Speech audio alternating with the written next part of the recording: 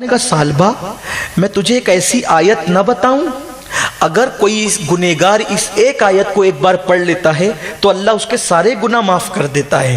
وہ آیت یہ ہے، ربنا آتنا فی الدنیا حسنہ وفی الآخرۃ حسنہ وقنا عذاب النار۔ جو اس آیت کو پڑھے گا اس کے گناہ بخش دیے جائیں گے۔ جو خدا سے واصل ہو گیا تو آخر اس کی وجہ کیا ہے؟ ہم میں اٹھنے بیٹھنے والا انسان اللہ تبارک و تعالیٰ کے قرب خاص کی منزلیں طے کر گیا تو اس کی وجہ کیا ہے؟ اس لیے کہ انسان اگر گھٹ جائے تو مشت خاک بن جاتا ہے، اگر انسان گھٹ جائے تو جانوروں سے بدتر بن جاتا ہے، انسان اگر گھٹ جائے تو پھر وہ مٹی کے تودے کے سوا کچھ نہیں رہتا، انسان اگر گھٹ جائے تو ناپاک کترے اور مٹی کے کیچڑ کے سوا اس کی کوئی اہمیت نہیں رہتی، اور اگر انسان بڑھ جائے خدا کو راضی کر لے تو پھر فرشتے اس کے آگے جھکے ہوئے نظر آتے ہیں اور وہ فرشتوں سے افضل ترین ہو جاتا ہے۔ سبحان اللہ۔ اس کا دل خدا کا عرش بن جاتا ہے، بلکہ وہ زمین پہ بیٹھ کر لوح محفوظ کا مشاہدہ کرتا ہے۔ اس کے ہاتھ اٹھتے ہیں تو تقدیریں بدل جاتی ہے، اس کا ہاتھ مسیحا کا کام کرتا ہے، دوائیں جواب دے جاتی ہے، وہاں اللہ کے اس برگزیدہ بندے کی دعا کام آتی ہے۔ لا ولد کو خدا اولاد والا بنا دیتا ہے، آخر وہ انسان ہی تو ہے، اس کی دو آنکھیں ہیں، اپنی بھی دو آنکھیں ہیں، اس کے دو ہاتھ ہیں، اپنے بھی دو ہاتھ ہیں، اس کے دو پیر ہیں، اپنے بھی دو پیر ہیں۔ ولی میں اور ہم میں جسم کے اعتبار سے کوئی فرق نہیں ہوتا، پھر کیا وجہ ہے کہ ولی جس کو دیکھ لیتا ہے اس کی کایا پلٹ جاتی ہے؟ کیا بات ہے؟ کیا اونا میں قبرستان کی کمی ہے یا قبروں کی کمی ہے؟ آپ اپنے دادا کے نام پر ایسی محفل کیوں نہیں سجاتے؟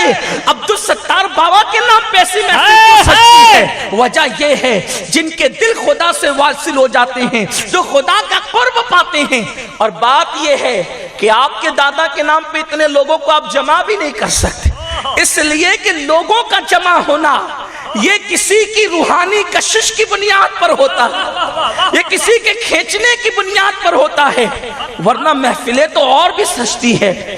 اور پھر چلیں اگر آپ کسی کو جمع بھی کر لیں تو پھر یہ رنگ کہاں سے لائیں گے، یہ روپ کہاں سے لائیں گے، یہ حسن کہاں سے لائیں گے، یہ اطمینان قلبی کہاں سے لائیں گے، یہ سکون کی دولت کہاں سے لائیں گے؟ تو ولی بھی انسان ہوتا ہے، ہم بھی انسان ہیں، فرق کیا ہوتا ہے؟ کسی ولی کے مزار پہ بیٹھ کر سوچو، ہم میں کا انسان اتنا بلندی کیسے پا گیا کہ ملائکہ بھی جسے رشک کی نظر سے دیکھ رہے ہیں، یہاں ملائکہ رشک کی نظر سے دیکھ رہے ہیں۔ اور قیامت کے دن حدیث پاک میں آتا ہے کہ شہداء اور انبیاء ان بندوں کو نگاہ رشک سے دیکھیں گے۔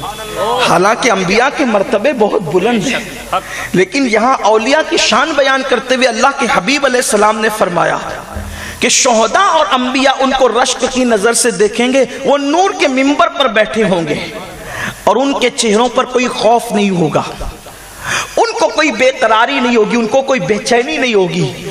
کہا جائے گا یہ کون ہے؟ کہا جائے گا نہ یہ شہید ہیں نہ یہ نبی ہیں، بلکہ یہ وہ لوگ ہیں جب سب سو جاتے تھے، یہ وہ لوگ ہیں جب سب سو جاتے تھے تو یہ اپنے پہلوؤں کو بستر سے الگ کر کے مصلوں پر کھڑے ہوتے تھے۔ سبحان اللہ۔ جب لوگ نیند کے مزے لیتے تھے اور کھراٹے لیتے تھے اس وقت یہ قرآن مقدس کی تلاوت کرتے تھے۔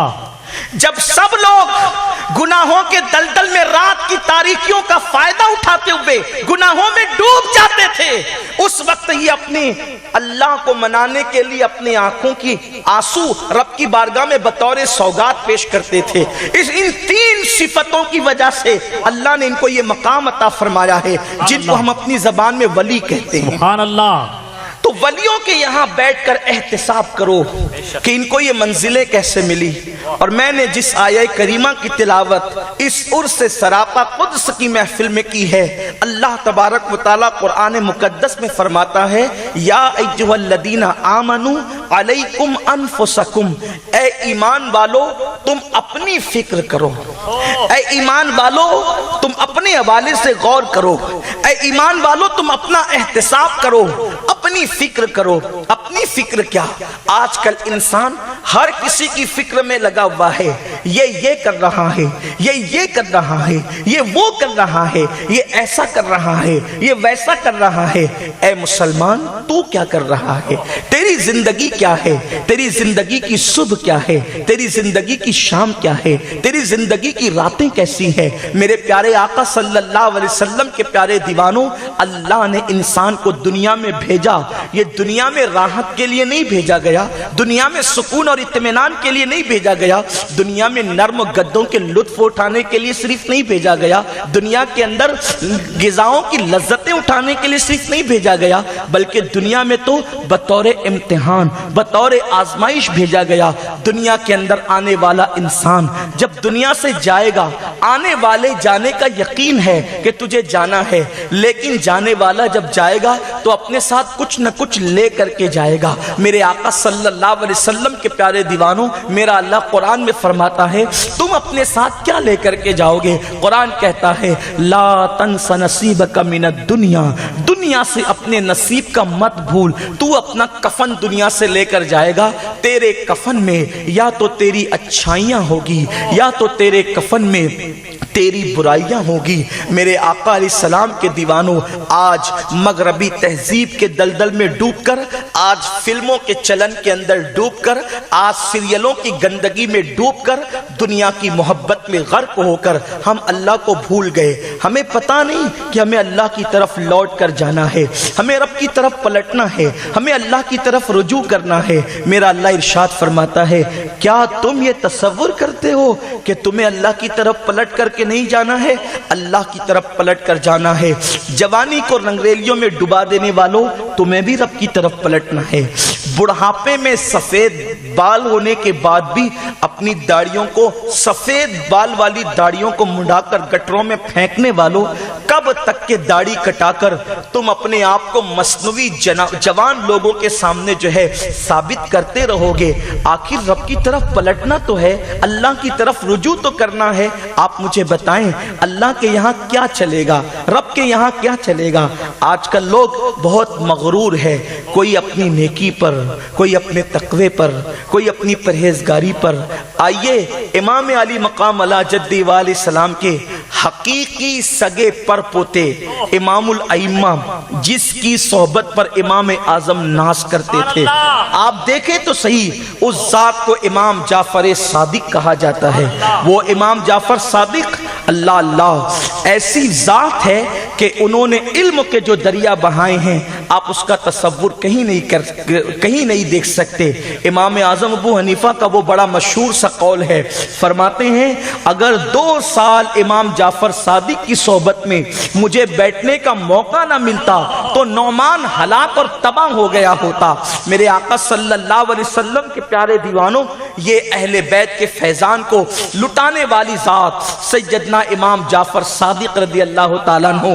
امام جعفر صادق جب اپنے دوستوں کے ساتھ بیٹھتے تھے، اپنے مریدوں کے ساتھ بیٹھتے تھے، اپنے یاروں کے ساتھ بیٹھتے تھے، تو ہر دن آپ کا معمول یہ تھا، ذرا دل کے کانوں سے سننا میرے آقا صلی اللہ علیہ وسلم کے دیوانوں. میں اکثر کہتا ہوں، ممکن ہے میری بات کسی کو بری بھی لگتی ہوگی، آج ہم اپنے آپ کو جنتی تصور کر بیٹھے ہیں. یہ ہم جنت میں نہ جائیں گے تو کون جائے گا؟ ہمارا حال یہ ہے، ہماری گلیاں اتنی گندی ہے کہ اس گلی سے کسی کو گزرنے کے لیے چاہے وہ بہت اوب ہوتی ہے، بہت بے چینی ہوتی ہے. مسلمانوں کی گلیاں گندگی سے بھری ہوئی ہے. آپ مجھے بتائیں، جس مذہب میں صفائی کو، طہارت کو نصف ایمان قرار دیا گیا ہو، اگر ان کی گلیاں کچرے اور گندگی سے بھری ہوئی ہو تو اس میں رہنے والوں کی ذہانت کا پتہ چلتا ہے کہ جس کی گلیاں اتنی گندی ہے ان کے گھر کتنے گندے ہوں گے، اور جن کے گھروں کی گندگی کا اندازہ نہیں کیا جا سکتا ان کے دل کتنے گندے ہوں گے. آپ اندازہ کریں گلیوں کی گندگی ہمارے دلوں کی گندگی کی طرف اشارہ کرتی ہے. میرے آقا صلی اللہ علیہ وسلم نے زندگی گزارنے کا جو سلیقہ اپنی امت کو عطا کیا ہے، آج امت کے اندر وہ باتیں موجود نہیں رہ گئی. غیر اس کو اختیار کر رہے ہیں، مسلمان اختیار کرنا نہیں چاہتے، بلکہ اپنی طبیعت تو یہ ہے گٹکا کھائیں گے، جہاں جی میں آئے گا تھوک دیں گے. اپنی گلیوں کو گندا ہم کریں، اپنی طبیعت کے مطابق تھوک دیں. اللہ کے رسول صلی اللہ علیہ وسلم نے ہر جگہ تھوکنے سے بھی منع کیا. آقا کریم نے ہر جگہ پیشاب کرنے سے بھی منع کیا.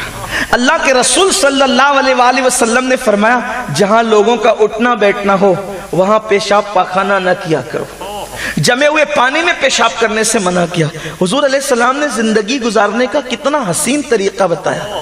حضور نے صرف ہمیں نماز کی تعلیم نہیں دی، بلکہ اللہ کے رسول نے پیدائش سے لے کر قبر میں جانے تک ایک ایک لمحہ ہماری رہنمائی کی. اللہ کے حبیب صلی اللہ علیہ وسلم مسلمانوں کے محلوں میں رات کے 3 بجے تک لڑکے بیٹھے ہوئے ہیں. باتیں کیا ہو رہی ہے؟ وائٹ ہاؤس کی باتیں، پارلیمنٹ کی باتیں یہ ایسے کرتے ہیں جیسے یہ کسی محلے کے فرد نہیں ہے، بلکہ یہ خود وزیر اعظم ہیں. ہنسنے کی بات نہیں ہے، خود کے بچوں کے مستقبل کی جنہیں فکر نہیں، وہ امریکہ اور برطانیہ کے مسائل پہ ڈسکس کرنے بیٹھے. ارے صبح تیرا بیٹا بھی اسکول جائے گا کہ نہیں جائے گا اس کی فکر تجھے نہیں ہے. تیری بیٹی بازاروں میں بے پردہ گھوم رہی ہے اس کی فکر تجھے نہیں ہے، اور تو عالمی مسائل پہ ڈسکس کرنے کے لیے بیٹھا ہے. یہ میری قوم کا حال ہے جس کے گھر میں رات کے 2 بجے تک کے ٹی وی بجتا ہے. اس قوم کا حال یہ ہے کہ وہ کہتے ہیں ہم تو جنت میں ہم جنت میں جائیں گے. جنت ہمارے باپ کی جاگیر ہے، جنت لکھا کر کے لائے ہیں جیسے. اور بڑی معذرت کے ساتھ مجھ جیسے کچھ کم فہم مخاطبہ اور مقرر بھی حالات سے سمجھوتا کرنے پر اس قدر آ چکے ہیں کہ اب خدا کی پسند کی بات منبر پر کم ہوگی، بلانے والوں کی پسند کی بات زیادہ ہوگی. پھر ہم یہ کہیں گے کہ ایک بار سبحان اللہ کہو تو جنت ملے گی. ایک بار سبحان اللہ پہ جب جنت ملے گی تو کوئی پاگل ہے کہ صبح کو فجر کی نماز پڑھنے کے لیے مسجد میں جائے؟ کیا امام اعظم ابو حنیفہ کا یہ فتویٰ نہیں پتا؟ جس کے فرائض نامکمل ہو اللہ اس کے نفل کو قبول نہیں فرماتا. نوافل کی فضائل کا میں منکر نہیں ہوں، لیکن سنیوں کب تک کہ میں جنتی کی بات کرتے رہو گے؟ آؤ جس کے گھر سے جنتیں بٹی ہے، جس کے در سے جنتیں بٹی ہے. امام جعفر صادق رسول اللہ کی اولاد ہیں اور خدا کی قسم اتنی قریب کی اولاد ہیں کہ بچے کو جعفر صادق کا نسب نامہ یاد ہے. جعفر صادق کے والد امام محمد باقر، امام باقر کے والد امام زین العابدین سید العابدین، اور امام زین العابدین کو سید السجاد کا لقب، زین العابدین کا لقب کسی خطیب نے نہیں، مصطفیٰ جان رحمت علیہ عطا فرمایا. تکبیر، نعرہ رسالت، نعرہ حیدری. امام زین العابدین کو میرے آقا نے امام حسین سے کہا تھا حسین تیری نسل میں ایسا بیٹا ہوگا جو سید سجاد اور سید العابدین ہوگا. سبحان اللہ. وہ سجدہ کرنے والوں کی زینت ہوگا، وہ عابدوں کا امام ہوگا. امام زین العابدین کا کی خبر میرے آقا علیہ الصلوۃ والتسلیم نے عطا فرمائی تھی. بلکہ ابھی گفتگو اگر اس طرف جائے گی تو بہت طویل ہو جائے گی، لیکن اس طرف نہیں جاتا. امام جعفر صادق کے والد امام محمد باقر، ان کے والد امام زین العابدین، ان کے والد مظلوم کربلا امام عرش مقام سیدنا امام حسین علیہ جدی علیہ السلام، ان کے والد مولائے کائنات سید السادات شیر خدا علی مرتضیٰ خاتم ولایت سیدنا مولا علی مرتضیٰ، اور ان کی زوجہ سیدہ طیبہ طاہرہ عابدہ زاہدہ عالمہ غیر معلمہ سبحان اللہ سیدہ فاطمہ الزہرا سلام اللہ علیہا سبحان اللہ اور ان کے والد سیدنا قائد المرسلین سید العالمین محمد الرسول اللہ صلی اللہ علیہ وسلم، یہ نسب نامہ ہے امام جعفر صادق کا۔ لیکن جب محفل میں بیٹھتے تھے مریدوں کے ساتھ، غلاموں کے ساتھ، تو محفل اٹھنے سے پہلے کہتے تھے آؤ ذرا اٹھنے سے پہلے ایک وعدہ لے لیں ایک دوسرے کے ساتھ، علیکم انفسکم، اٹھنے سے پہلے ایک وعدہ لے لیں ہاتھ میں ہاتھ دے کر۔ امام جعفر صادق کسی کے ہاتھ میں اپنا ہاتھ دیتے تھے، کہتے تھے اگر قیامت میں تیری مغفرت ہو گئی تو تو میری سفارش کر دینا کہ اللہ میری بھی مغفرت فرما دے، اور میری ہو گئی تو میں تیری سفارش کروں گا۔ پھر دوسرے سے کہتے اگر تیری مغفرت ہو گئی تو تم میری سفارش کرنا، اور میری ہو گئی تو میں تیری سفارش کروں گا۔ پوری محفل سے یہ وعدہ لیا جاتا، لوگوں کی آنکھوں میں آنسو آ جاتے، لوگ کہتے آپ تو ابن رسول ہیں۔ امت کا متفقہ عقیدہ یہ ہے نا کہ آل محمد پر جہنم حرام ہے، لیکن سوچو تو صحیح علیکم انفسکم کا جذبہ کیا تھا، خود احتسابی کا جذبہ کیا تھا، عاجزی کا جذبہ کیا تھا۔ فرماتے ہیں تمہاری مغفرت ہوگی تو میری سفارش کرنا، اور میری ہوگی تو میں تمہاری۔ تو کہتے ہیں آپ ابن رسول ہیں، آپ کو مغفرت کے حوالے سے اتنی فکر کرنے کی کیا ضرورت ہے؟ اللہ اکبر۔ امام جعفر صادق فرماتے تھے کہ اللہ تبارک و تعالی نے مغفرت کا وعدہ کسی کو نامزد کر کے نہیں فرمایا، کسی کو نامزد کر کے مغفرت کا وعدہ اللہ نے نہیں فرمایا۔ اس لیے کہتا ہوں کہ اگر تیری مغفرت ہو جائے تو رب کی بارگاہ میں میری سفارش کرنا۔ کہاں امام جعفر صادق؟ کون امام؟ کون امام؟ جنہوں نے مظلوم کربلا امام زین العابدین رضی اللہ تعالیٰ کی صحبت پائی، اپنے ماتھے کی آنکھوں سے اپنے دادا کا دیدار کیا، جن کا حال یہ تھا کہ امام سفیان ثوری، حضرت داؤد تائی، حضرت امام اعظم ابو حنیفہ، یہ سارے لوگ ان کی صحبت میں آ کر بیٹھ کر علم کی خیرات لیتے تھے، اور کہتے تھے ہم نے علم کے دریا جو جعفر صادق کے دربار میں بہتے دیکھے اس کا تصور کہیں نہیں کیا، جو تقوی ہم نے ان کا دیکھا۔ بلکہ جانتے امام جعفر صادق کی کیفیت کیا تھی؟ اگر انہی کا ذکر آ گیا تو ذرا سنیں حضرت امام جعفر صادق کی شان کیا ہے۔ ایک بزرگ فرماتے ہیں کہ میں حج کے لیے چلا، میں نے دیکھا ایک خوبصورت جوان ہے جو لوگوں کے پیچھے پیچھے چلتا ہے، پیدل، سواری پر نہیں بیٹھتا، حالانکہ اس کے پاس سواری تھی لیکن سواری پر نہیں بیٹھتا، اور جب لوگ کہیں پر قیام کرتے پڑاؤ ڈال کر کے تو وہ لوگوں سے دور ہٹ کر قیام کرتا۔ میں نے اس کے پیچھے چلنے کی وجہ سے، اس کے بات چیت نہ کرنے کی وجہ سے سوچا بڑا مغرور ہے، لیکن چہرے کی نورانیت بتاتی ہے کہ ایسے لوگ مغرور نہیں ہو سکتے۔ چہرے کی جو ہے وہ نورانی کرنے بتاتی ہے کہ ایسے لوگوں کے دل میں تکبر نہیں ہو سکتا، لیکن بات کم کر رہے ہیں، لوگوں کے ساتھ نہیں چلتے، لوگوں کے ساتھ حصہ نہیں لیتے، اور جب لوگ ٹھہرتے ہیں تو وہ کچھ دور جا کر کے ٹھہرتے ہیں۔ میں نے سوچا یہ دور جا کے کرتا کیا ہے، اس لیے کہ زیادہ آرام کی طلب تو اس کو نہیں کر دور رکواتی۔ جب میں نے اندازہ کیا تو پتا چلا جب سب سو جاتے ہیں تو وہ مصلی بچھا کر کے پوری رات عبادت کرتا ہے، پوری رات عبادت میں گزار دیتا ہے۔ سنیوں، ہمارے آقاؤں کی زندگیاں یہ ہیں، جن کو جنت کی بشارتیں ملی تھی ان کی زندگیاں یہ ہے، جن کے گھر سے جنت تقسیم ہوتی تھی ان کی زندگیاں یہ ہے، اور ہمارا حال کیا ہے؟ ہمارے یہاں ہماری راتیں کیسی ہے؟ پھر وہی بات، پھر وہی حالات، پھر وہی دکھڑے۔ اپنی راتیں یہ ہے کہ راتوں کو فلم دیکھی، جب تک لوگ فلم دیکھتے تھے تب بھی ہمارے خطیب رونا روتے تھے، لیکن فلموں میں اتنا تو تھا کہ جو فلم دکھائی جاتی تھی ادھر سے اتنا ہی لوگ دیکھتے تھے، وہ بھی گناہ تھا، گناہ کبیرہ تھا، وہ بھی حرام تھا۔ لیکن اب تو انٹرنیٹ کی لعنت نے ہمارے جوانوں کو اتنی گندگی پہ ڈھکیل دیا ہے کہ اب جو وہ دکھائیں وہ نہیں, جو اپنی مرضی میں آئے وہ دیکھیں. گندے سے گندا, گلیز سے گلیز وہ فلم سب سے زیادہ سپر ہٹ ہوتی ہے جس میں سب سے زیادہ ننگا پن دکھایا جاتا ہے. 16 17 سال کے لڑکے زنا کے اڈوں پر اس لیے جا رہے ہیں کہ وہ جس گندگی کو دیکھتے ہیں وہی وہ اپنی پریکٹیکل لائف میں اس کو شامل کرنے کی کوشش کرتے ہیں. اس کی وجہ سے کیا ہو رہا ہے؟ ایڈز جیسا مرض, بدترین مرض مسلمانوں کے اندر پیدا ہو رہا ہے. کس کا کیا جائے گا؟ گناہ کرنے والوں تم اپنی جان سے جاؤ گے, نہ دنیا کے رہو گے نہ آخرت کے رہو گے. تم لڑکیوں سے تعلق جوڑ رہے ہو, ناجائز تعلقات. کس عمر میں؟ 16 17 سال کی عمر میں جوڑ رہے ہو. کیا جائے گا؟ میرے رسول نے 1450 سال پہلے فرمایا تھا جو زنا کریں گے ان کے ساتھ 3 چیزیں خدا کرے گا. پہلی بات, اللہ اس کی روزی کو کم کر دے گا, اس کو تنگ دست کر دے گا. جہاں جاتے ہیں سب یہی کہتے ہیں سید صاحب روزی کے معاملے میں بہت تنگی ہے, بہت پرابلم ہے, بڑے مسائل ہیں. یا میں یہ نہیں کہتا ہر تنگ روزی والا زانی ہے, یہ نہیں کہتا, لیکن ابھی میں اس کا تجزیہ آپ کے سامنے کروں گا. میں کچھ کسی کو نہیں کہتا, اس لیے کہ نہ میں کوئی خطیب ہوں نہ کوئی اہل علم ہوں, میں آپ کا خادم ہوں.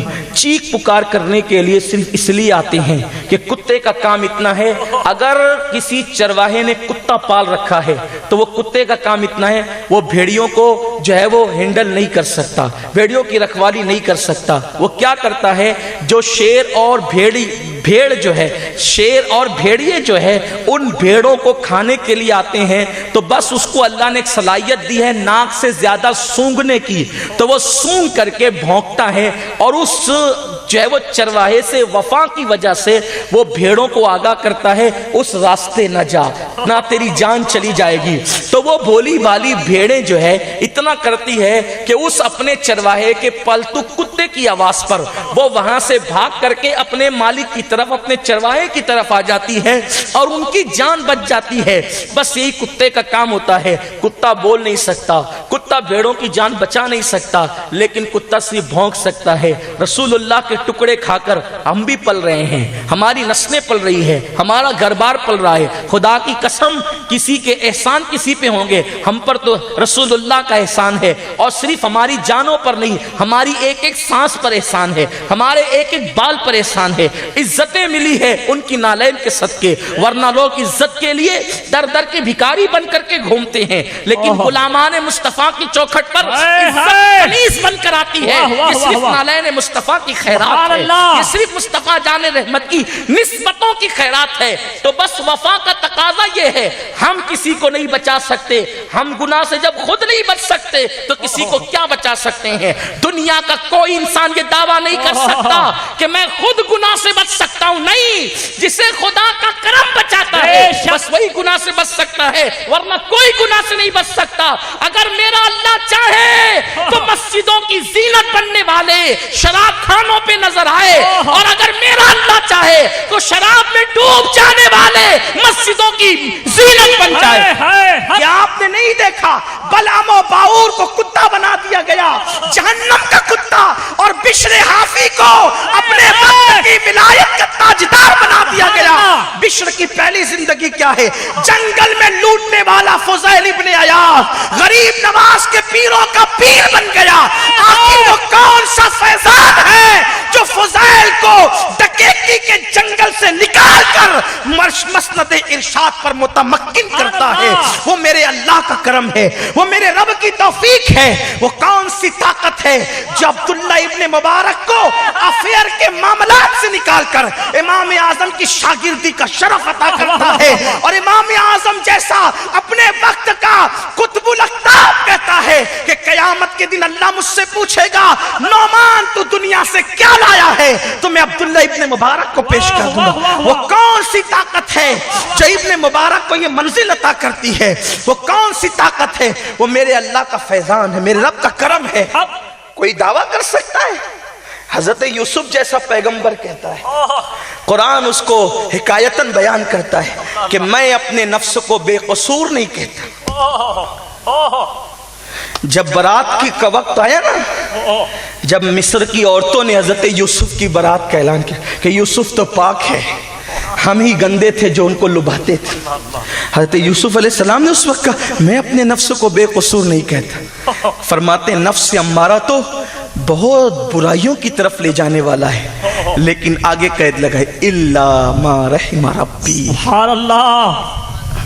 مگر میرا رب جس کو بچا لے، اللہ جس پہ رحم کرے، تو کوئی اپنی پارسائی کا اعلان نہیں. اور یاد رکھنا جنہوں نے پارسائی کا اعلان کیا وہ مصیبت میں پھنسے ہیں. اس لیے اپنے آپ کو بہت پارسا نہ سمجھنا. تو ہم جب گناہ سے نہیں بچ سکتے تو آپ کو کیا بچا سکتے ہیں. لیکن وفا کا تقاضا ہے، جیسے وہ بھیڑوں کو ان بھیڑیوں سے بچانے کے لیے کتا بھونکتا ہے مالک کی خوشی کے لیے، اور بھیڑیں اس بھونک کو سن کر کے واپس ہو جاتی ہے، ویسے یہ مصطفیٰ جان رحمت کی بھولی بھالی امت جو نادانی کی وجہ سے، مجھے یقین ہے مسلمان کبھی بے غیرت نہیں ہو سکتا، مسلمان کبھی زنا کے اڈے پہ نہیں جا سکتا. نفس لے جا رہا ہے، بھولے پن میں جا رہے ہیں، نفس کی محبت میں جا رہے ہیں، نفس کے ورغلانے سے جا رہے ہیں. اپنا کام ہے بھونکنا، آگاہ کرنا. ہو سکتا ہے کسی کو یہ بھونک آگاہ کر کے پلٹا دے اور وہ حضور کے قدموں میں آ جائے. ایک بھی آ گیا ہم سب کی نجات. یہ محفل اس لیے ہوتی ہے، اس لیے اس محفل میں اگر نصیحت کی جائے تو برا نہیں مانا کریں. اور اللہ کی قسم ہم تو کسی کو ٹارگٹ کر کے کبھی بولتے ہی نہیں. ٹارگٹ کر کے بولنے کو غیبت تصور کرتے ہیں، اور غیبت حرام ہے اور زنا سے بدتر ہے. اس لیے کبھی کسی کو ٹارگٹ کر کے نہیں کہا. بس بات تو جنرل کی جاتی ہے، بات تو ایسی کی جاتی ہے، آپ برا نہیں مانیں. بس بات اتنی ہے آیا کریں تو اس نیت کے ساتھ کہ میری اصلاح ہو جائے. آج اصلاح ہو گئی تو کامیاب ہے، آج اصلاح نہیں ہوگی تو پھر میدان محشر میں پچھتانے سے کام نہیں چلے گا. تو 16 17 سال کے بچے زنا کے اڈوں پہ جائیں. 16 17 سال کے بچے، 12 13 سال کی بچیاں اپنا سب کچھ لٹا رہی ہے، اپنی آبرو کا سودا کر رہی ہے. کل زنا کرنے والے کو پیسے دینے پڑتے تھے، اب حال یہ ہے کہ بچیاں بھی اور بچے بھی نفس کے اتنے غلام بن گئے کہ وہ ایک دوسرے کو گفٹ کر کے ایک دوسرے کی آبرو سے کھلواڑ کرتے. یہ حالات ہیں، قوم ان حالات میں ڈوبی ہوئی ہے. اور ہمارا حال یہ ہے کہ ہم جنت تقسیم کرنے لگے. بڑی معذرت کے ساتھ اتنا ظلم نہ کریں ان کے ساتھ. ان کو کڑوی دوا پلائیں تاکہ انہیں شفا ہو. بیمار کو میٹھی دوائیں نہیں پلائی جاتی، بلکہ جو میٹھی ہوتی وہ دوا بھی کب ہوتی ہے. جنہیں دوا کی ضرورت ہے انہیں ہم دوا دیں، اس لیے کہ یہ ہم پہ اعتماد کر کے آتے ہیں. یہاں سے ہم جو دیتے ہیں وہ لینے کے لیے تیار رہتے ہیں. اس لیے ان کے اعتماد کے ساتھ ہم کبھی کھلواڑ نہ کریں، ورنہ ہمیں بھی اللہ کی بارگاہ میں جواب دینا ہے. ہمیں بھی رب کی بارگاہ میں جواب دہ ہونا ہے. میری قوم کے جوانوں، حضور علیہ السلام میرے صادق و مصدوق نبی، سچے نبی نے فرمایا زانی کے لیے 3 باتیں کی جاتی. پہلی چیز اس کی روزی سے اللہ برکت اٹھا لیتا ہے، زانی کی روزی سے. اب زنا کے مختلف اسٹیپ ہیں. پہلا اسٹیپ زنا کا یہ ہے کہ اللہ نے جن چیزوں کو حرام کر دیا ہے ان مناظر کو دیکھنا، یہ آنکھوں کا زنا ہے. میں نہیں کہتا کون کیا کرتا ہے، ہم خود ڈوبے اپنے آپ میں. کیا ان آنکھوں کے زنا سے ہم بچتے؟ کتنے لوگ ہیں نمازی ہیں، حاجی ہیں، چہروں پہ داڑیاں ہیں، سروں پہ ٹوپیاں ہیں، کتنے لوگ ہیں جو اس منظر سے بچتے ہیں، ان مناظر سے بچتے ہیں. جانتے ہیں اولیاء اللہ نے اپنی آنکھیں نکالی ہے. اگر ایک غلط منظر پر نظر پڑ گئی، ایک غلط منظر پر آنکھیں نکال کے پھینک دی، آنکھیں نکال کے پھینک دی. بہت دور چلا جاؤں گا اپنے عنوان سے، لیکن دور جانا بھی نہیں چاہتا، بات کو سمیٹنا بھی چاہتا ہوں. لیکن یہاں مجھے ایک حدیث یاد آ گئی، اس کا مفہوم اپنے الفاظ میں پیش کر کے اپنے جوانوں کو ان کی جوانی کا واسطہ دے کر کہنا چاہتا ہوں. دیکھو نگاہوں کی حفاظت کتنی ضروری ہے، اور مومن کی نگاہ کی حفاظت تو زیادہ ضروری ہے، کیونکہ انہی آنکھوں سے ہمیں اللہ کا دیدار کرنا ہے. جنت میں اللہ کا دیدار کرنا ان آنکھوں سے، قبر میں رسول پاک کا دیدار کرنا ہے ان آنکھوں سے. یہ آنکھیں بہت قیمتی ہیں. ان آنکھوں کی عظمت ہمیں پتہ نہیں ہے، ان آنکھوں کی عظمت ان سے پوچھو، ان آنکھوں کی عظمت ان سے پوچھو جن کو مصطفیٰ جان رحمت کا صحیح عشق مل گیا تھا۔ آج نگاہوں کے زنا میں اللہ ماشاءاللہ امت کی اکثریت ڈوبی ہوئی ہے، اور ہم احساس بھی نہیں ہے۔ قدرت نے احساس دلانے کے لیے روزی تنگ کر دی کہ اب تو تمہیں ہوش آئے، اس لیے کہ جب تمہاری روزی تنگ ہوگی تو تمہیں ہوش آئے گا، ہوش کے ناخن لے کے تم توبہ کر لو گے۔ لیکن تنگی رزق کا معاملہ ہم کہاں جوڑتے ہیں؟ ارے ابھی تو دنیا میں مندی چل رہی ہے، فلاں کی حکومت آ گئی تو تنگی آ گئی۔ مومن کے رزق کی تنگی سے کسی کی حکومت کا کوئی تعلق نہیں، اس لیے کہ مومن کا ایمان ہے۔ حکومت رزق نہیں دیتی، رزاق رزق دیتا ہے، اللہ رزق دیتا ہے، اللہ رزق دیتا ہے۔ یہ کیا بھیک مانگنے والے تمہیں روزی دیں گے؟ جن کی فریج اور جن کے گھر کے کچن روم ایک سے ایک نعمتوں سے بھرے ہوئے ہیں، لیکن پھر بھی وہ اس کو نہیں کھاتے کیونکہ ڈاکٹر نے منع کر دیا۔ جو خود اپنی کمائی نہیں کھا سکتے وہ تمہیں کیا کھلائیں گے؟ کھلانے والا میرا خدا ہے، قہار و جبار ہے، اور پھر کتنا کھلاتا ہے، پیدا ہونے کے بعد ہی نہیں، پیدا ہونے سے پہلے جس نے ماں کے پیٹ میں کھلایا وہ پیدا ہونے کے بعد نہیں کھلا سکتا۔ اور ہمارا تو ایمان ہے میرا اللہ تو ہمیں قبر میں بھی کھلاتا ہے، کھلائے گا۔ اگر وہ روزی دینا چاہے تو وہ قبر میں بھی روزی دیتا ہے۔ کچھ تو ایسے جو مٹی میں مل کر کے ختم ہو جاتے ہیں، کچھ تو ایسے کہ جن کے جسم بھی سلامت ہے، کچھ تو ایسے کہ جو تلاوت بھی کرتے۔ ترمذی شریف کی حدیث اٹھا کر دیکھیں، ایک شخص نے ایک قبر کا نشان مٹ گیا تھا، غلطی سے خیمہ لگا لیا، رات ہو گئی تو اس قبر سے سورہ ملک کی تلاوت کی آواز یہ واقعہ کے بیان کیا گیا تو بتایا گیا کہ وہ سورہ ملک کی تلاوت کا عادی تھا، تو وہ قبر میں بھی اس کی تلاوت کرتا۔ یہ شان ہے اللہ والوں کی۔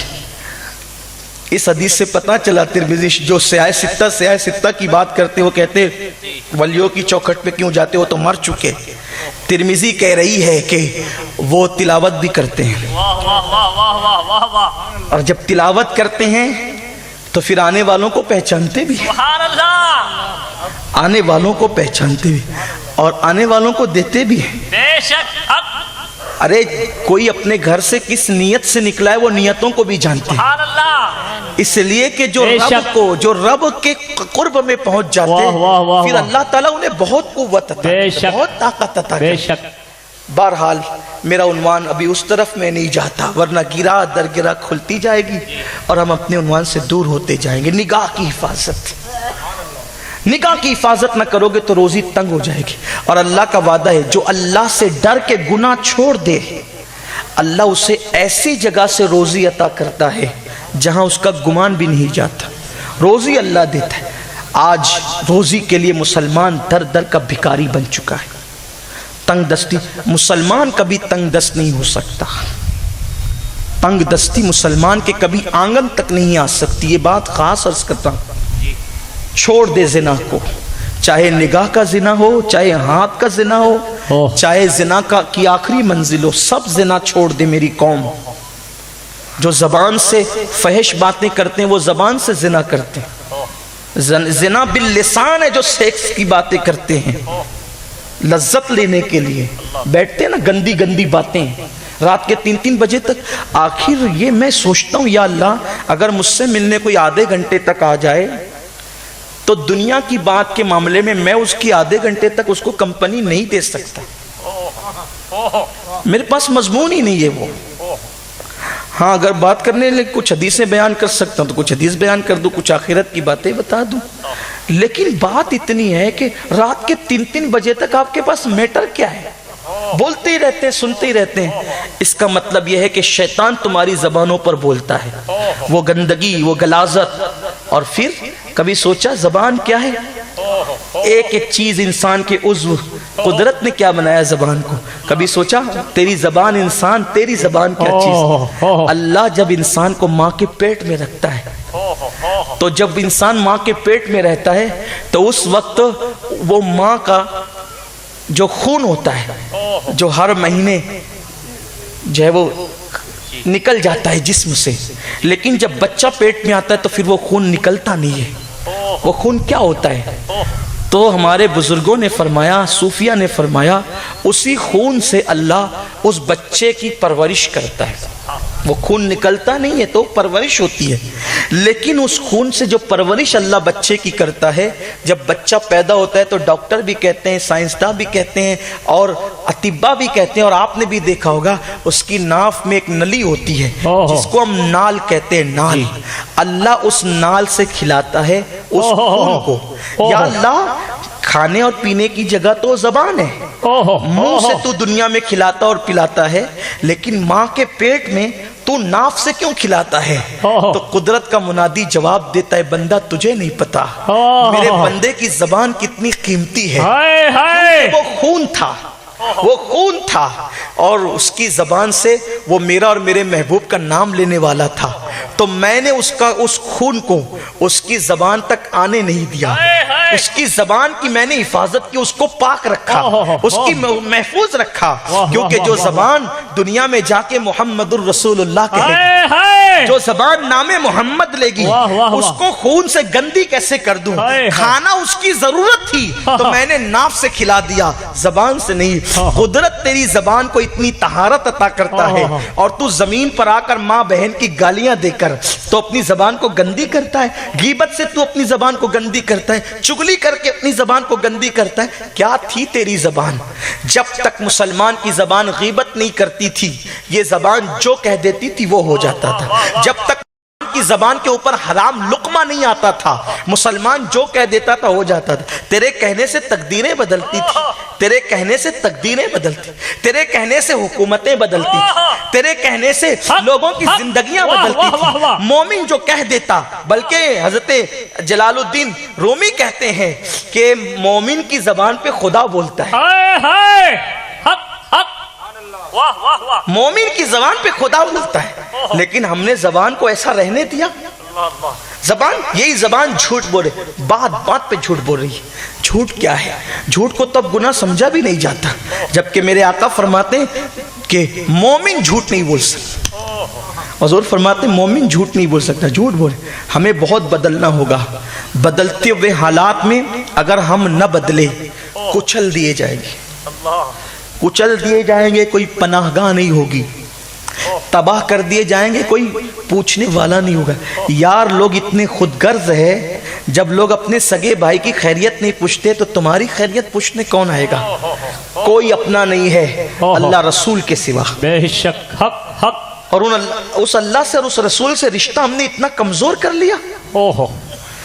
اس خود غرض دنیا کے اندر جب سب اپنے اپنے میں مگن ہے، اس وقت تو اور زیادہ ضرورت تھی کہ ہم اللہ اس کے رسول سے رشتے کو مضبوط کرتے۔ بے شک، لیکن آج کی اس وحشی دنیا میں، آج کی اس نفس پرستی دنیا میں ہم نے اللہ رسول سے رشتہ اتنا کمزور کیا، اتنا کمزور۔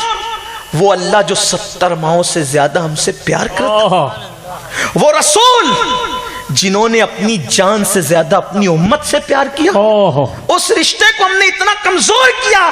وہ رشتہ جس رشتے کے برابر کوئی رشتہ ہو نہیں سکتا۔ بے شک، یہ جو مزاروں میں سونے والے اولیاء ہیں، ان کا سب سے بڑا کارنامہ یہی ہے کہ یہ سب سے ٹوٹ کر، سب سے کٹ کر اللہ اس کے رسول کے ہو گئے تھے۔ بے شک، حق۔ ولایت کیا ہے؟ اللہ اس کے رسول کا وفادار ہونا۔ بے شک۔ اور اللہ فرماتا ہے سب سے کٹ کر اللہ کے ہو جاؤ۔ اس کا یہ مطلب نہیں کہ لوگوں سے باتیں بند کر دو، لوگوں سے رشتے توڑ دو، نہیں، کٹنے کا مطلب یہ نہیں۔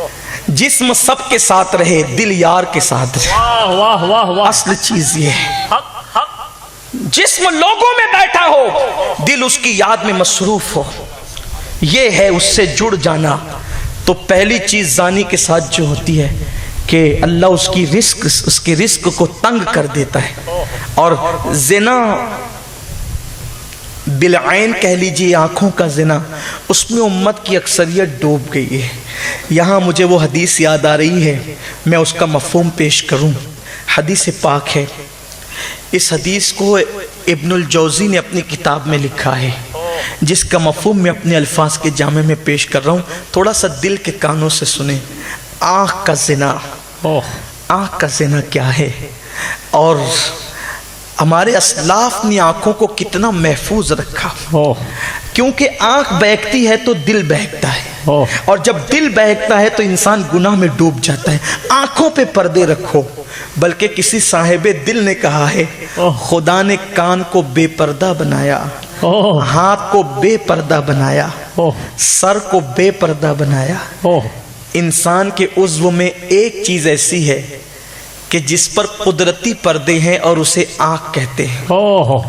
और आँख की पे पर्दा डालने में आपको किसी भी चीज को पर्दा डालने में वक्त लगेगा जी। लेकिन आँख पे पर्दा डालने में आपको वक्त भी नहीं लग सकता।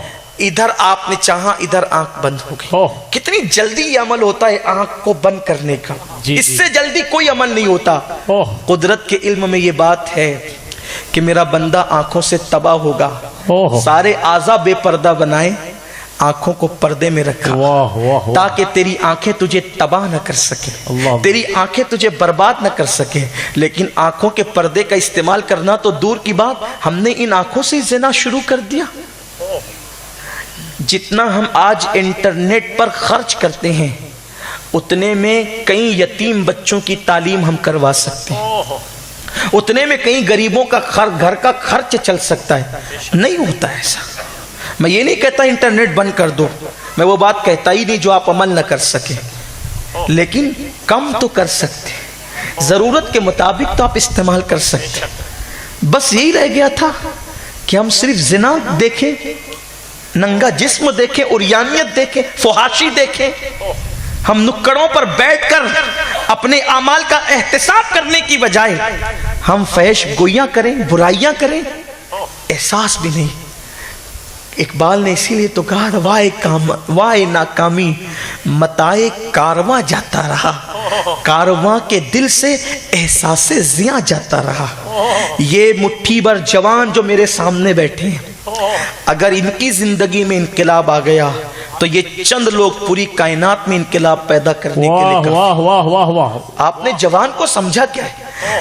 पाकीज़ा जवान की एक आह कयामत बपा कर सकती है। वाह वाह वाह। एक आह की बात कर रहा हूं, एक आह। ये कोई कहानी किस्सा नहीं है, मैं तारीखी हकायक की रोशनी में बात कर रहा हूं। एक आह, लेकिन बस वो जवान मोहम्मदुर रसूलुल्लाह का वफादार हो, वाह वाह वाह, उसकी एक आह पूरी कायनात में इनकलाब बपा कर सकती। किया है, जेलें बदली है, हुकूमतें बदली, हुकूमतों के तख्त पलटे हैं।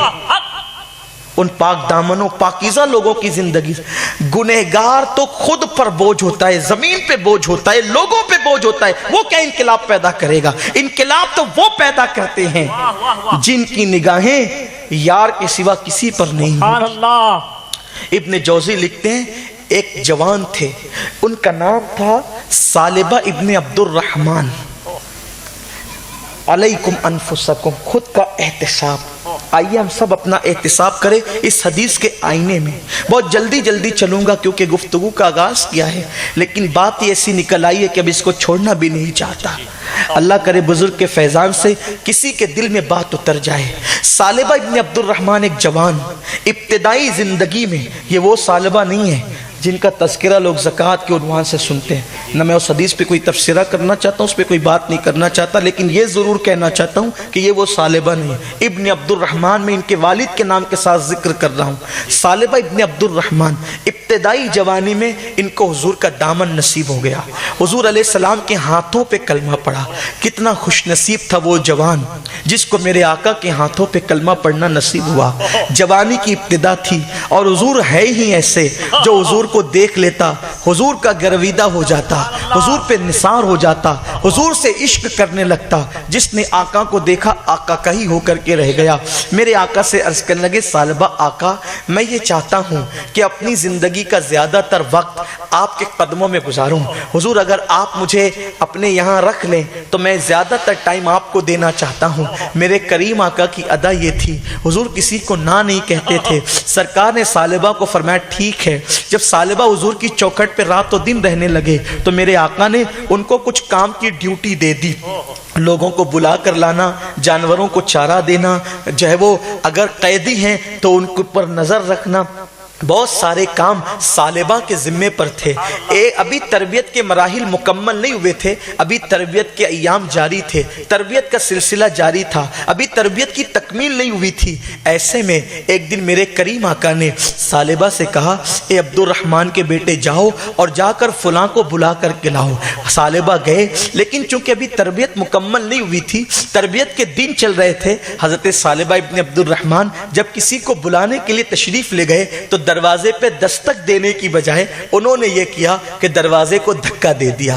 اب جب دروازے کو دھکا دیا وہ دروازہ پورا جھٹ سے کھل گیا. اب جیسے وہ دروازہ کھلا تو منظر یہ دکھائی دیا کہ دروازے پر تو دستک دینی چاہیے تھی, اور اسلام کا قانون یہ ہے اگر کسی کے دروازے پہ دستک دو تو بھی وہاں کھڑے مت رہو بلکہ ہٹ جاؤ دائیں یا بائیں, تاکہ وہ دروازہ کھولے تو اس کے گھر میں تمہاری نظر نہیں پڑنا چاہیے, گھر میں بھی نظر نہیں پڑنا چاہیے. اسلام کا حسین قانون نظر کے حوالے سے یہ ہے. بلکہ میرے کریم آقا فرماتے ہیں اگر تمہیں کوئی کام نہیں ہے تو مسجد کی چھت پر اور اپنے گھر کی چھت پر مت چڑھا کرو. حضور نے چھت پر چڑھنے سے بلا کام کے بلا وجہ کے منع فرمایا ہے, کیونکہ جب تم اپنے گھر پر یا مسجد کی چھت پر چڑھو گے تو اونچائی کی وجہ سے جن کے گھر نیچے ہیں ان کے گھروں کے اندر تمہاری نظر چلی جائے گی. اس لیے میرے نبی نے چھتوں پر چڑھنے سے بھی منع فرمایا ہے. مسلمانوں یہ اسلام ہے, یہ کتابوں کے اندر ہے. کاش ہماری زندگی میں یہ اسلام آ جاتا تو آج شام کی سرزمین پر تمہارے گھر نہ جلائے جاتے, بیت المقدس میں تمہاری عورتوں کے ساتھ زنا بالجبر نہ کیا جاتا, آج مسلمان اس طرح کچلا نہ جاتا. اسلام کتابوں میں رہ گیا, مسلمان قبروں میں چلے گئے, اور اب ہم کیا کر رہے ہیں؟ میرے آقا صلی اللہ علیہ وسلم کے دیوانوں, اتنا حسین ہے اسلام, اتنا جمیل ہے اسلام, اتنا خوبصورت ہے اسلام. آپ بتائیں, میں پورے چیلنج کے ساتھ کہتا ہوں کسی مذہب کی کتاب میں یہ قانون بتا دیں کہ گھر کی چھتوں پر نہ چڑھا کرو. ہے کوئی مذہب جو یہ قانون بتا سکتا ہے؟ اور آج دنیا جو لرزہ برندام ہے کسی مذہب کی تعلیمات کی وجہ سے, وہ جانتے ہیں جس دن اسلام کی تعلیم بے نقاب ہوگی ہر پرتھوی راج اسلام کے دامن میں داخل ہونے پہ مجبور ہو جائے. سبحان اللہ. نعرہ تکبیر, نعرہ رسالت, سرکار کی آمد. تعلیم اسلام تو یہ تھی. البتہ سالبہ نے ابھی تربیت کے مراحل مکمل نہیں کیے تھے تو دستک دینے کی بجائے, عمر بھی چھوٹی تھی, جوانی کی شروعات تھی, دروازے کو دھکا دیا, دروازہ کھل گیا جھٹ سے. تو اس دروازے کے پیچھے ایک عورت بیٹھ کر غسل کر رہی تھی.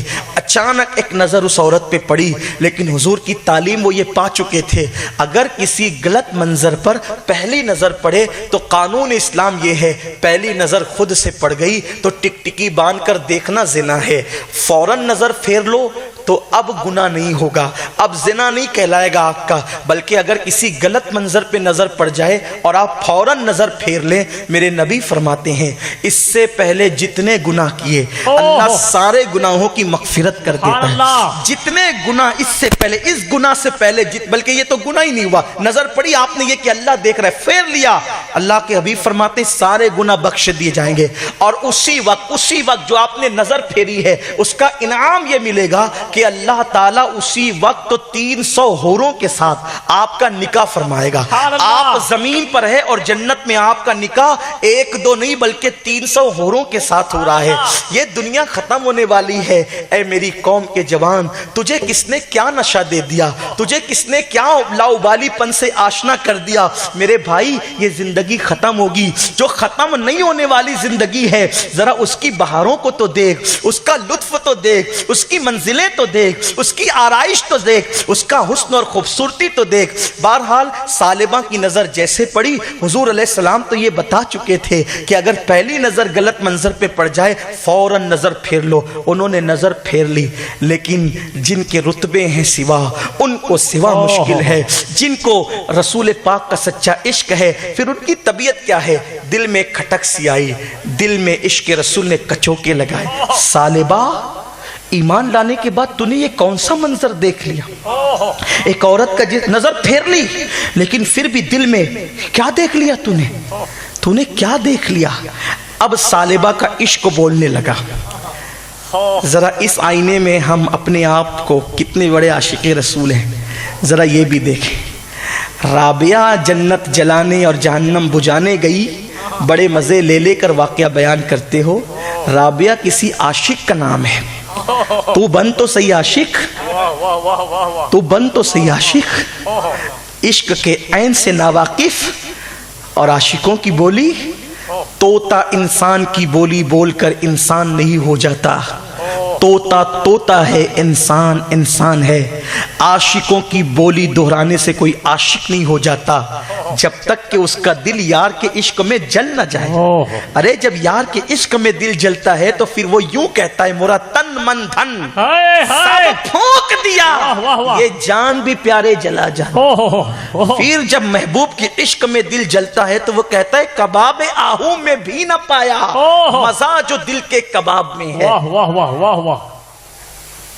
ہم تو بطور طوطا ہو گئے، طوطوں کی طرح ہو گئے۔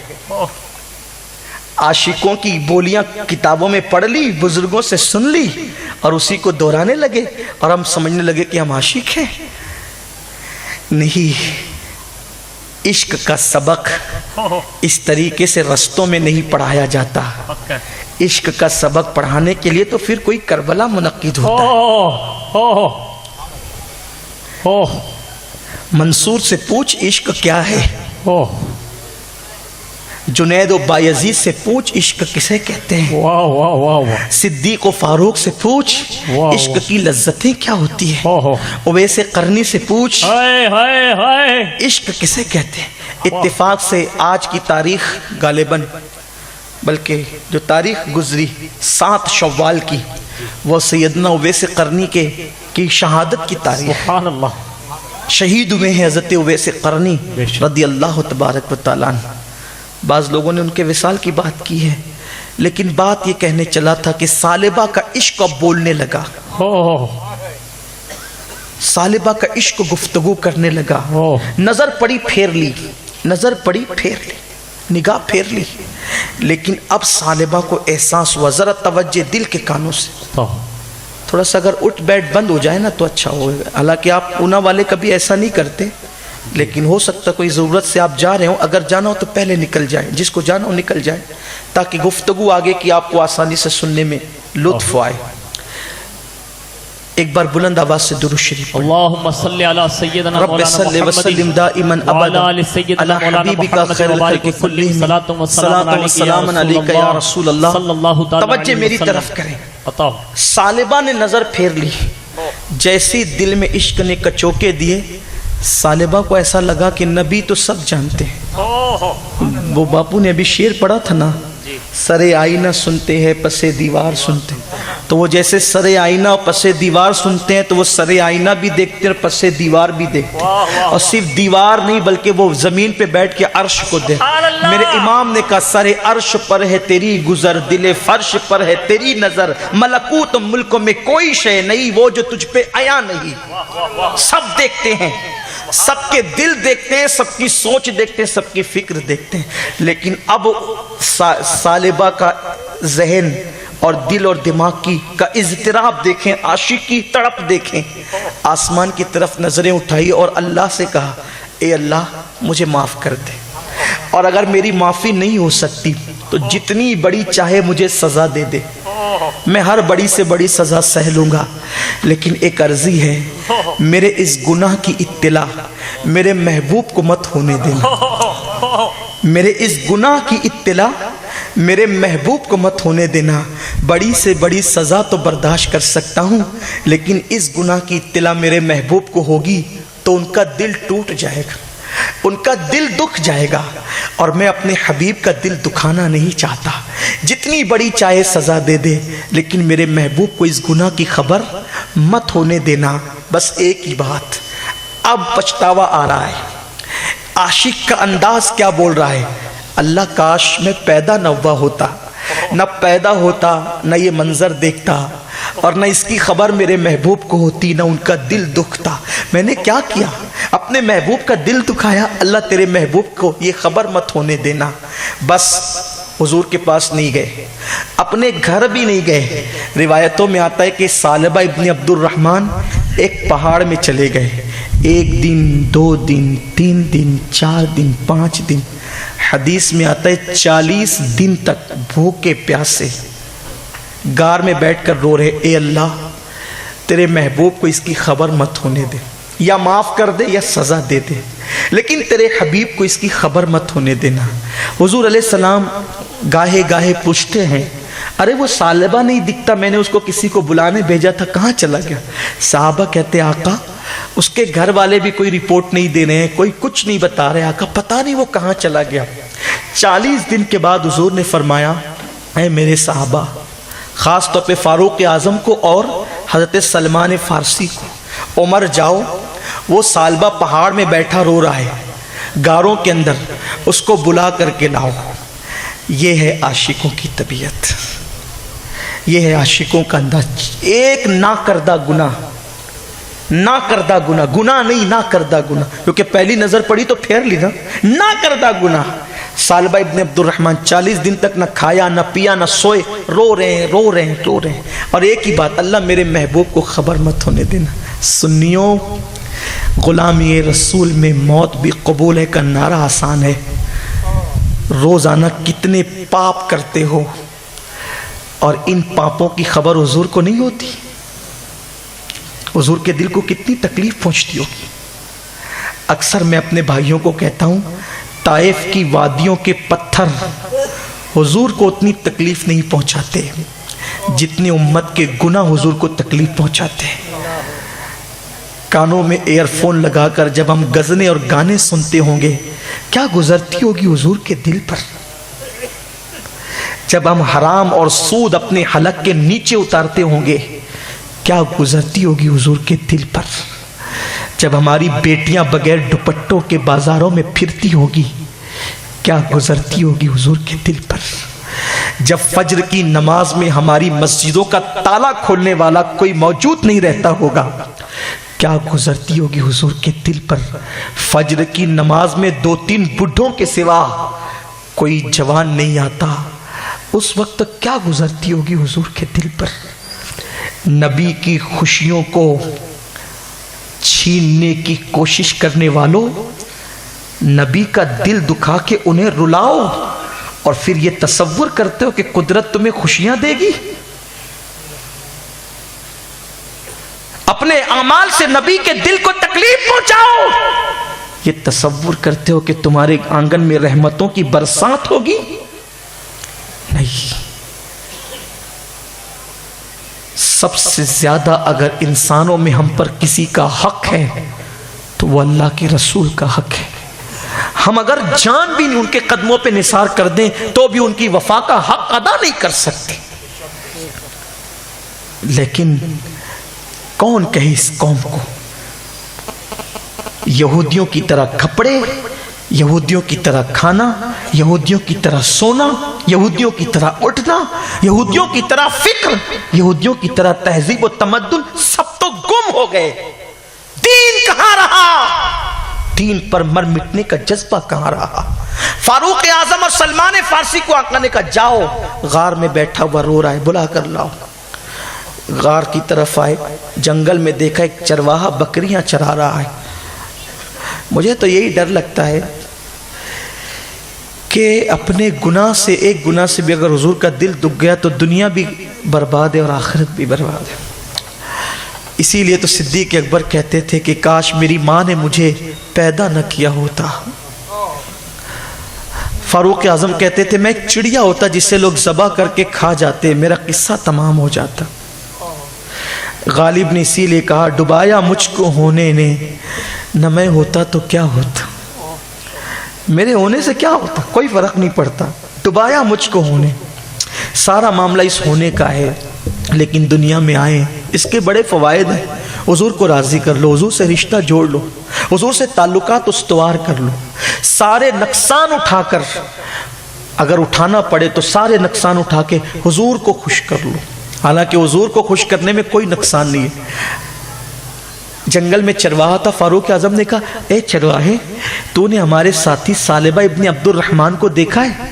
کہا تمہارا ساتھی عبد الرحمن کون ہے؟ عبد الرحمن کا بیٹا سالبہ کون ہے؟ میں نہیں جانتا، البتہ میں نے ایک ایسے بندے کو دیکھا ہے کہ جس کے دل میں جہنم کا بڑا خوف ہے اور وہ اللہ سے محبت کرتا ہے اور کسی کے عشق میں وہ ڈوبا ہوا ہے۔ کہا تجھے کیسے پتا؟ کہا کہ جب آدھی رات گزر جاتی ہے تو ایک بندہ اس غار سے آتا ہے اور سر پہ ہاتھ رکھ کے آسمان کی طرف رخ کر کے کہتا ہے کاش میں پیدا نہ ہوا ہوتا، مولا مجھے معاف کر، معافی نہیں ہو سکتی تو مجھے جو چاہے سزا دے دے، لیکن میرے محبوب کو میرے گناہ کی خبر مت ہونے دینا، ان کا دل دکھے گا، دل ٹوٹ جائے گا۔ فاروق اعظم نے کہا سلمان ہم اپنی اصل منزل پہ پہنچ گئے، سالبہ مل گیا۔ کہا کہاں ہے سالبہ؟ چروائے نے کہا مجھے نہیں پتا وہ بندہ کہاں ہے، وہ آدھی رات کے بعد آتا ہے، اگر اس سے ملنا ہے تو آدھی رات تک رکو۔ فاروق اعظم اور حضرت سلمان فارسی اس چرواہے کے پاس رک گئے، آدھی رات ہوئی تو پھر آئے، دیکھا تو وہ سالبہ ہی تھے۔ فاروق اعظم نے سینے سے چمٹایا، کہا سالبہ چلو حضور بلاتے ہیں۔ اب سالبہ کا حال دیکھو، فاروق اعظم سے کہتے عمر کیا میرے گناہ کی خبر تمہیں ہو گئی؟ میرے گناہ کی اطلاع حضور کو ہو گئی؟ فاروق اعظم نے کہا سالبہ مجھے کچھ بھی نہیں پتا، بس حضور نے کہا کہ سالبہ کو لے آؤ، میں تمہیں لینے آیا ہوں۔ اب سالبہ کہتے ہیں عمر حضور نے بلایا ہے، انکار نہیں کر سکتا، لیکن ایک احسان مجھ پہ کرو۔ کہا کیا؟ کہا کہ میں حضور کا سامنا نہیں کر پاؤں گا، کیونکہ میں نے اتنا بڑا گناہ کر لیا ہے کہ حضور کا سامنا کرنے کی میرے اندر ہمت نہیں ہے۔ ایک کام کرو، جب حضور نماز میں ہوں گے نا اس وقت مجھے لے کر کے چلنا، تاکہ حضور کی بارگاہ میں حاضری بھی ہو جائے اور حضور کا سامنا بھی نہ ہونے پائے۔ عمر میں ایسے آقا کی بارگاہ میں سامنا نہیں کر سکتا۔ حضرت سرکار نظمی کا وہ شعر مجھے بہت تڑپاتا ہے، قبر میں سامنا ان کا کیسے کروں گا میں، اتنے قریب سے حضور کا سامنا کیسے کریں گے؟ غوث پاک تو جب حضور کے دربار میں پہنچے نا کھڑے بھی نہیں رہے، سلام کیا اور یہ کہتے ہوئے گزر گئے اللہ ان کے صدقے میری مغفرت فرما۔ کسی نے کہا آپ کھڑے نہیں رہے؟ کہا ہمت نہیں ہوتی تھی اس بارگاہ میں کھڑے ہونے کی۔ اقبال نے کہا ہے اے اللہ اگر تو میرا حساب لینا لازمی قرار دیتا ہے تو تجھے واسطہ تیرے محبوب کا، جب تو میرے گناہوں کا حساب لینا تو میرے محبوب سے چھپا کے لینا۔ امام اہل سنت نے بھی یہی بات کہی ہے، صدقہ پیارے کی حیا کا نہ لے مجھ سے حساب، بخش بے پوچھے لجائے کو لجانا کیا ہے۔ حضور بہت با حیا ہے، جب زنا کے دفاتر کھلیں گے تو ہم حضور کے سامنے کیا منہ لے کر کھڑے رہیں گے؟ وہ رسول جو اتنے با حیا تھے جنہوں نے ساری زندگی ناک نہیں چھین کی حیا کی وجہ سے، جنہوں نے اپنے صحابہ کے سامنے کبھی پیر لمبے نہیں کیے حیا کی وجہ سے، ان کے سامنے ہمارے یہ اعمال یہ کرتوت، ہم کیا منہ لے کر کے حضور کی بارگاہ میں رہے؟ سالبہ کہتے عمر مجھ پہ احسان کر، جب حضور نماز میں ہو تو لے چلنا۔ ٹھیک ہے، انتظار ہونے لگا فجر کا، نماز کا وقت آیا، تینوں چلے۔ حضور نماز پڑھا رہے تھے، جیسی مسجد نبوی میں سالبہ نے قدم رکھا حضور کی آواز کانوں میں آئی، چیخ ماری اور بے ہوش ہو کے زمین پہ گر پڑے۔ نماز مکمل ہوئی، آقا نے پوچھا عمر سالبہ کا ہے؟ اس کی آقا وہ بے ہوش ہو گیا ہے۔ آقا نے ہاتھ ہلایا، سالبہ سالبہ اٹھو۔ سالبہ اٹھے، کہا کیا ہوا کیا ہوا؟ پہلا جملہ حضور میرے گناہ کی آپ کو خبر ہو گئی، لیکن میرا کریم آقا آج جو عیب کسی پر نہیں کھلنے دیتے، کب وہ چاہیں گے میری حشر میں رسوائی ہو۔ سرکار نے کہا سالبہ میں تجھے ایک ایسی آیت نہ بتاؤں، اگر کوئی گنہگار اس ایک آیت کو ایک بار پڑھ لیتا ہے تو اللہ اس کے سارے گناہ معاف کر دیتا ہے۔ وہ آیت یہ ہے ربنا آتنا فی الدنیا حسنہ وفی الآخرۃ حسنہ وقنا عذاب النار۔ جو اس آیت کو پڑھے گا اس کے گناہ بخش دیے جائیں۔